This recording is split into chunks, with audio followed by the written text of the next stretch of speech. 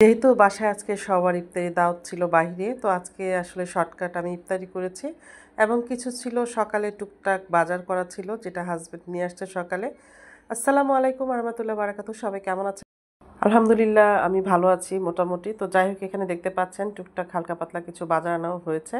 আর রোজা আসার পর থেকে কিন্তু আমাদের প্রতিদিনের বাজারটা প্রতিদিন আনার চেষ্টা করছি, কারণ ফ্রিজে রেখে কিছু আসলে রোজা রেখে সারাদিন পর খেতে ইচ্ছে করে না। তো এখানে দেখতে পাচ্ছেন নাগা মরিচ এবং মাছ ছিল, এখানে নলার বাচ্চা ছিল, ছোট ছোট বাচ্চা। এটা কিন্তু আমার শাশুড়ি মা এবং আমার হাজব্যান্ডের অনেক পছন্দের মাছ। তো বাজারে গিয়ে আমার হাজব্যান্ড আজকে এটা দেখে সাথে সাথে কিনে নিয়েছে। আর সাথে কিন্তু চাপিলা মাছ ছিল, মাছগুলো একটু বড় বড় ছিল। তো যাই হোক, আমি কিন্তু এটা কেটে রেখে দিয়েছিলাম, আজকে রান্না করিনি। আজকে আমি চাপিলা মাছ রান্না করেছি। আর এখানে মুরগির কিছু মানে যেটাকে বলে পাটা ছিল, সেগুলো আমি রান্না করেছি। যেহেতু যে বললাম আজকে বাসায় আসলে কেউই খাবে না, সবাই বাইরে খাবে। তো আমি ছিলাম বাসায় আর আমার জাল ছিল। তো আমরা দুজনে আর কি মানে ইফতারি করেছি, আর আমার শাশুড়ি মা ছিল অবশ্য। তো যাই হোক, দেখতে পাচ্ছেন আমার শাশুড়ি মা কিন্তু এখানে ধনিয়া পাতাগুলো বেছে নিচ্ছিল। আসলে সারাদিন পর ইফতারি করার পর আসলে শরীরটা একদম ছেড়ে দেয়, মানে একদমই ভালো লাগে না। এদিকে কিন্তু মাছ কাটার পর আমার মিউটা কিন্তু বসে বসে সেই মাছের বাড়তি ফেলে দেওয়া অংশগুলো খাচ্ছিল। ও এমনিতে এগুলো খেতে খুব পছন্দ করে। আর একটা মজার বিষয় হচ্ছে, আমি যখনই মাছ কাটি না কেন, যেখানে থাকুক না কেন, সেখান থেকে ছুটে চলে আসে। আমি অপেক্ষা থাকি আসলে যে ও আসবে, এই বিশ্বাসটা আমার ভিতর আছে। ও আজকেও চলে আসছে। যাই হোক, এখানে কিন্তু আমি চাপিলা মাছটা রান্না করছিলাম। আর দেখতে পাচ্ছেন এখানে কিন্তু মাছ রান্নাটা পরিমাণে একদমই কম, যেহেতু এখানে দুজনের জন্য রান্না হচ্ছে আর বাকি সবাই তো রাতে দাওয়াত খাবে।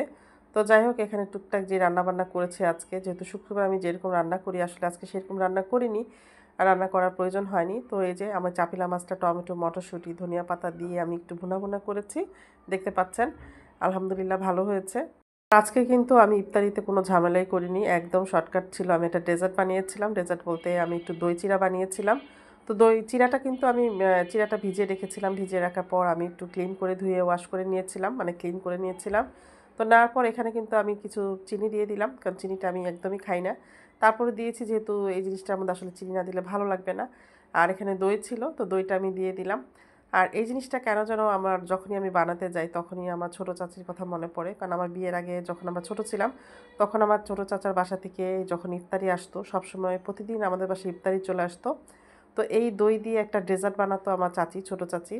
তো যাই হোক, সেই দইটা আমি এখন অনেক মিস করি। যখন আমাদের বাসায় আসতো, আমাদের বাসায় সবাই, আমরা ভাই বোন সবাই সেই দই চিড়াটা নিয়ে খুব কাড়াকাড়ি করতাম খাওয়ার জন্য। কিন্তু এত চেষ্টা করি আসলে আমার সেই চাচির মতো আসলে দই চিড়াটা একদমই হয় না। যাই হোক, আপনারা দেখতে পাচ্ছেন কিন্তু আমি এখানে কিছু কলা কেটে রেখেছিলাম, তো এগুলো আমি সব দিয়ে দিলাম, একে একে সব কিছু দিয়ে দিব। চিনি দিয়েছি, সেটাও দেখতে পেয়েছেন। কলাগুলো দিয়ে দিলাম, এখন দিয়ে দেবো কিছু গরুর দুধ। আর গরুর দুধ দিয়ে আমি খানিকটা সময়, এটা কিন্তু আমি একটু ম্যারিনেট করে আমি কিন্তু রেখে দিয়েছিলাম ফ্রিজে, ইফতারি কিছুক্ষণ আগে বের করে আমি খেয়েছিলাম।